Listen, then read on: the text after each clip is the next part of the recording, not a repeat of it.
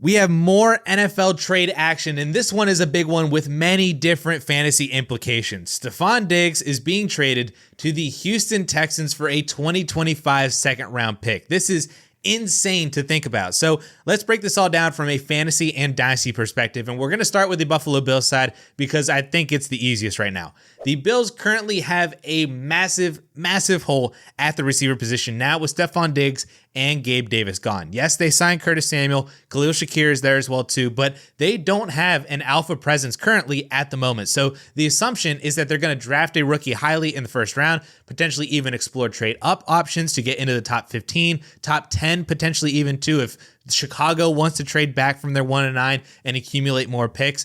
Whichever rookie ends up going to the Buffalo Bills in the first round is probably automatically the wide receiver 4 in this class and a top 10 pick in Superflex leagues and a top 5 pick in one quarterback leagues. The only other option then for Buffalo is if they make another move to potentially pull away T. Higgins or Brandon Ayuk in a deal, basically exactly like what they did for Stefon Diggs a few years ago, and that would just be fantastic for either one of those two players. And if you can honestly trade for either one of them for like a mid to late first right now in preparation for that potential move, you would look like a freaking genius to your league mates if you pulled that deal now and then T. Higgins or Brandon Ayuk got traded to Buffalo. You would be looking so smart if you did that. Obviously, this trade is great news too for Dalton Kincaid and James Cook, who were actually both featured in Matthew Berry's article after the NFL Combine as players that could see a big uptick in volume this year, and this trade certainly speaks to that fact. I think it would be hard to buy either right now, but I would be willing to pay a first for either, somewhere around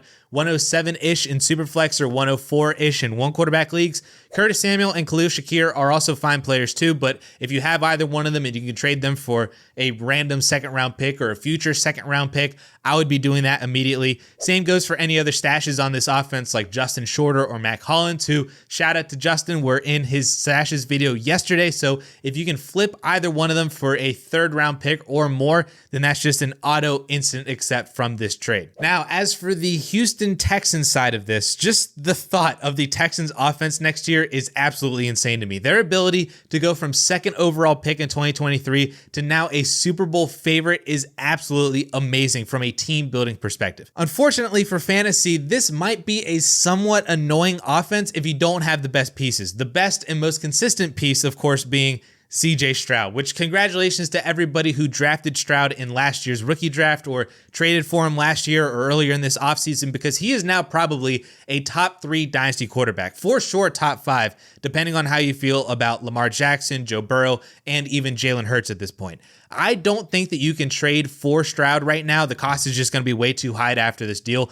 But if you're trying to sell him, you should only be adding to get to either Patrick Mahomes or Josh Allen. And I would need a first round pick to move from Stroud over to Joe Burrow, Justin Herbert for sure, Kyler Murray, Anthony Richardson, any of those kind of quarterbacks that are a tier down from Stroud. It seems like at this point, I need a first round pick with that quarterback to trade away CJ Stroud. Now, as for the receiving core, this was my biggest fear with rostering Nico Collins. He had a fantastic season in 2023, but this was always in the cards for Houston to add another receiver. It just made way too much sense with all the cap space they had, all the draft picks they had as well, to add someone else for their young franchise quarterback. I even tweeted about this back in November that they were going to add someone and that Nico's value was way too high for that risk. So if you still have Nico Collins, I would still be trying to sell for another dynasty wide receiver or two in value. Think guys like T. Higgins, Devonta Smith, Jalen Waddle, DJ Moore, Deebo Samuel, Rashee Rice still, Michael Pittman. I would add even up to a late second round pick